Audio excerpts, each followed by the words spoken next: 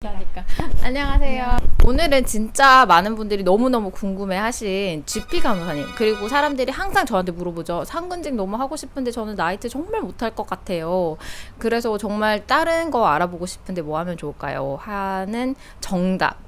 GP 간호사. 저는 정말 좋다고 생각하고 정말 이 직업만큼 이제 상근직이 잘 맞는 직업이 없다고 생각을 하고 배울 수 있는 것도 많고요. 네, 그래서 여기서 GP 간호사로 일하고 계신 이쁜 선생님 모셔봤습니다. 안녕하세요. 안녕하세요. 이제 바로 질문을 들어가 보도록 하겠습니다. 현재 근무하고 있는 병원이나 클리닉에 대해서 간단히 좀 소개를 해주신다면. 저는 일단 호주는 한국이랑 다르게 주치 제도를 채택하고 있는 나라예요. 그래서 주치에서 간호사로 일하고 있는 프랙티스 널스라고 보시면 될 것 같고요.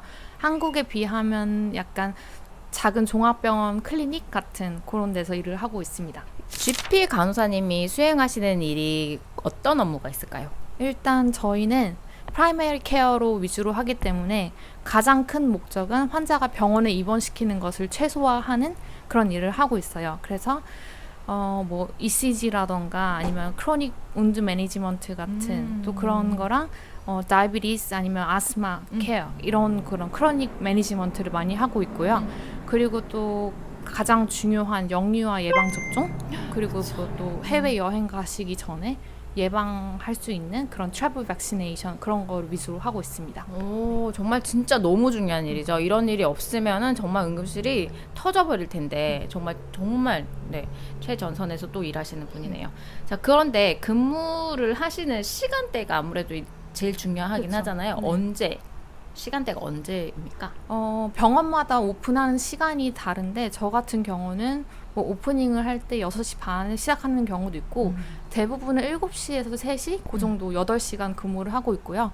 30분 런치 브레이크가 있고 모닝 티, 아프터눈 티 타임은 제 부킹 시간을 봐서 좀 자율적으로 쉬고 있는 편입니다. 그러니까 진짜 정말 말 그대로 상근직입니다. 여러분들이 생각하시는 데이 라이트에만 일을 하는 최적의 일이죠. 이제 근무하는 동안에 정말 이럴 때 진짜 좀 보람을 느낀다.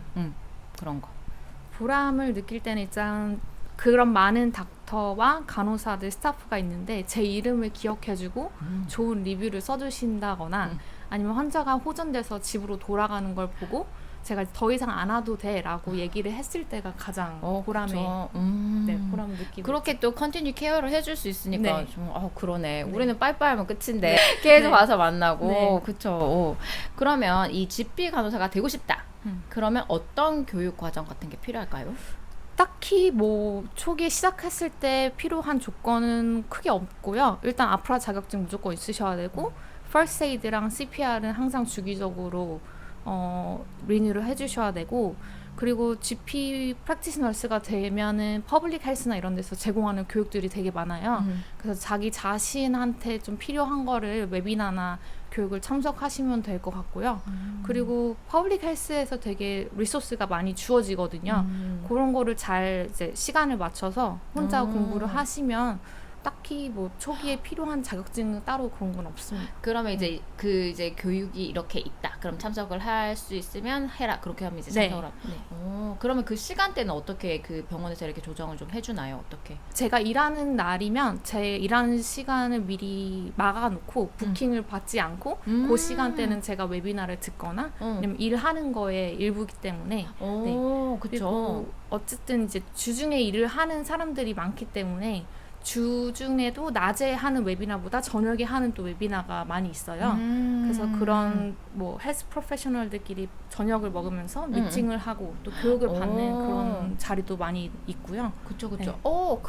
정말 좋은 네. 소식인데요. 네. 왜냐하면 항상 진짜 GP는 어떻게 간호사님은 어떻게 교육을 따로 받으시나 되게 궁금하긴 했어요. 그렇게 네. 조정을 해서 받을 수 있다. 정말 네. 좋은. 근무 하루 일과는 또 어떻게 진행이 되는 건가요? GP에서는? GP에서는 이제 딱 저 하루를 보면 백신을 저장해주는 그런 냉장고가 있거든요. 그 냉장고가 이제 밤 사이에 온도가 잘 유지되고 있었나 그게 되게 중요하기 때문에 일단 냉장고 체크부터 하루를 시작하고요. 맞아. 정말 중요합니다. 네. 그리고 저한테 부킹되어 있는 환자 리스트를 보고 그 하루에 제 일의 순서랑 시간을 좀 먼저 쭉 대충 대략적으로 짜놓고 그리고 그 환자에 맞는 필요한 물품들이나 뭐 그런 프로시저 할 것이 다 준비가 되어 있는지 보고, 그리고 또 이머전시 트롤리 같은 것도 한 번씩 다 확인을 하고, 네, 그렇게 일상을 너무 보내고 멋있는데요. 있습니다. 네. 정말 너무 멋있는데 그거 정말 모든 일들을 다 오토마틱 자기가 자발적으로 이렇게 딱 계획을 세워서 하는 네. 거잖아요. 네.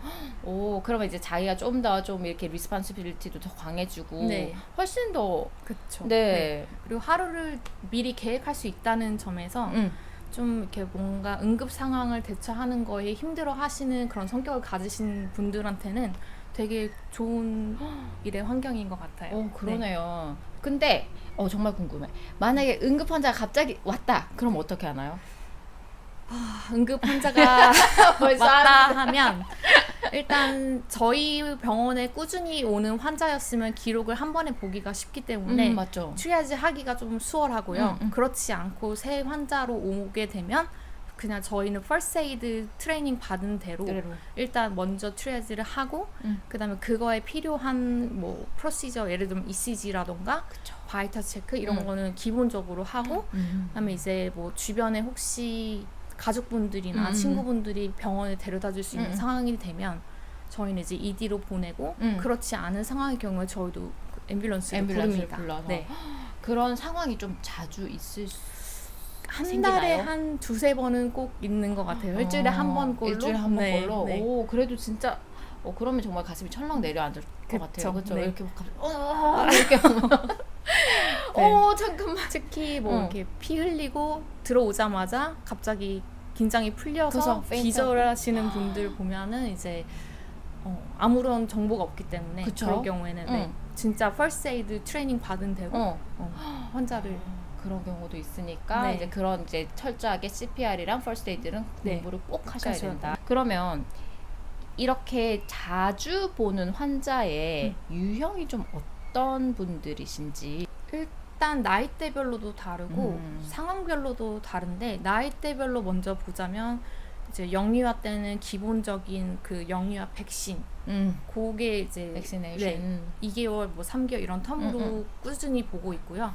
그리고 또 어른들 같은 경우는 나이대별로 필요한 뭐 어세스먼트라던가 그런 어떤 메디컬 히스토리가 있어서 주기적으로 내가 검사를 받아야 되는 경우가 있을 때, 그럴 때는 대부분의 비슷한 유형이긴 한데 또 케이스마다 다르고 조금 다르고. 네, 나이대별로 다르고. 그렇군요. 네. 그 되게 궁금한 건 개인적인 질문인데 아기들이 와서 네. 백시네이션 받을 때 사탕 주시나요?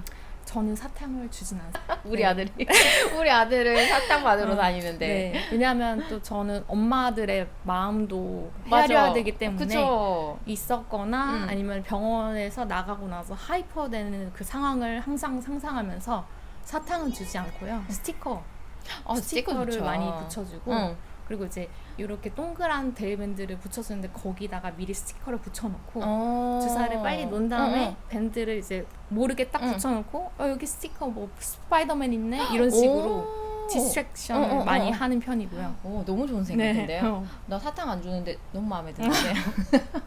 아니 가면 다짜고짜 사탕부터 주시니까 이제 우리 아들이 이제 옷부터 이제 닥터 보러 간다 그러면 옷부터 입으면서 사탕 받으러 가자고 이렇게 하거든. 그래서 사탕 이런. 그래서 저는 아기들을 대할 때도 어른들처럼 대해야 돼. 스몰톡을 좀 많이 끌어내는 편이에요. 애들하고도 뭐 이름이 뭐니, 시블링이 어떻게 있니, 학교는 어디 다니고, 뭐 제일 친한 친구는 누구니 이러면서 이제 바로 이렇게 주사를 바로. 네. 여러분 이거 꿀팁입니다. 이건 정말 아무에게도 잘 비즈니스 시크릿 아니에요, 정말? 네. 근데 이제 어떤 이유로 GP 간호사가 되기로 하셨는지. 저는 이유가 되게 단순한데요. 밤에 잠을 잘 수 있는 아주 그냥 워라벨이 좋은 일의 환경이라서 이겁니다. 네. 딴 거 없어. 진짜 딱 이겁니다. 네.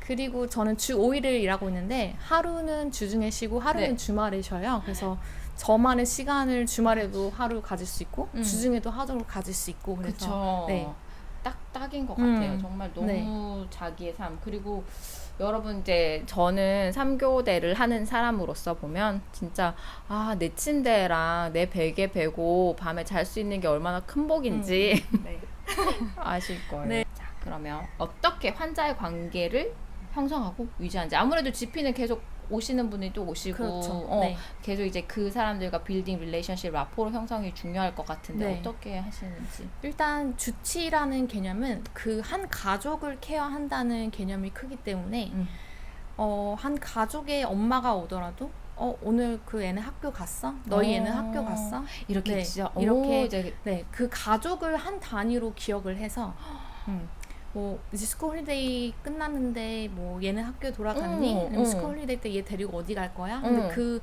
얘를 이제 그 이름을 기억해서 불러주는 거죠. 네. 어머. 그렇게 하면 이제 환자들도 너 기억력이 왜 이렇게 좋아? 근데 이것도 사실은 노력을 해서 그쵸. 네, 적어 외우는 놓으시는 거기 때문에. 건가요? 적어놓을 때도 있고 아니면 이제 그 얼굴이랑 이름을 매칭시키려고 노력을 하기도 하고요. 어차피 계속 머리가 네. 또 좋으셔야 될 것 같은데 정말 어머. 그렇지 네. 않고서는 이제 메디케어 넘버로 가족을 찾아볼 수도 있는 그런 팁이 있습니다. 네. 이름이 생각이 안 날 때는 네. 어머 여러분 네. 진짜 정말 노력하시는 GP 간호사님이세요. 정말 이렇게 하면 너무 좋아하실 네. 것 같은데. 스몰톡을 많이 이끌어내려고 노력을 하고 그러면 있어요. 저는 진짜 가족으로서 되게 감동받을 것 같아요. 가면 네, 네. 어떻게 기억하지? 네. 이게 환자들이 이렇게 많은데 GP가 사실 GP분들이 환자를 관리하시는 분들이 막 거의 1000명대가 넘어가신다고 그렇죠. 들었거든요. 네. 그걸 다 기억하신다고요? 기억을 하려고 노력을 하죠. 네. 어머 진짜 너무 대단하신데요? 나 지금 좀 1차 충격. 그건 진짜 네. 아무나 할 수 있는 노력이 아니잖아. 네. 정말 너무 대단하세요.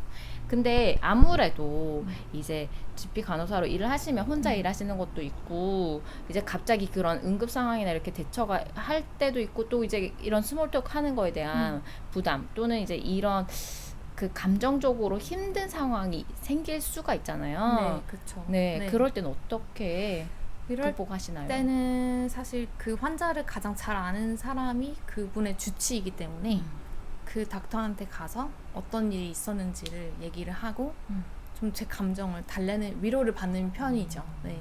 그래서 이런 상황에는 내가 이렇게 얘기를 했었어야 됐나? 뭐 이렇게 한번 저 혼자 리플렉션을 할 때도 있고요. 그렇지 않고서 닥터가 저를 위로해줄 때는 그 사람이 지금 처한 환경이 이래서 그러니까 너무 신경 쓰지 마. 뭐 이런 식으로 이제 디브리프를 네, 하면서 네. 서로, 저도 닥터한테 컨설테이션을 받는 느낌으로 네.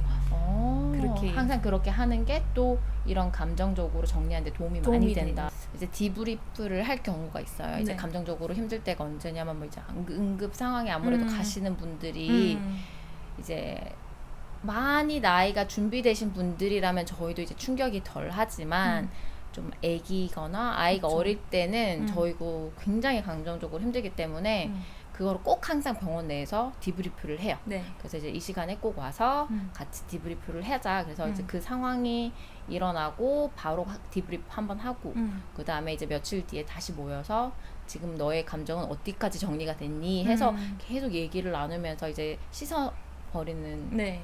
게 중요하기 때문에 그래서 그게 도움이 되게 많이 되더라고요. 네, 네. 맞아. 얘기를 하면서 내가 이 부분이 좀 힘든데 너네는 어떻게 생각해? 그러면 애들도 정말 힘들어.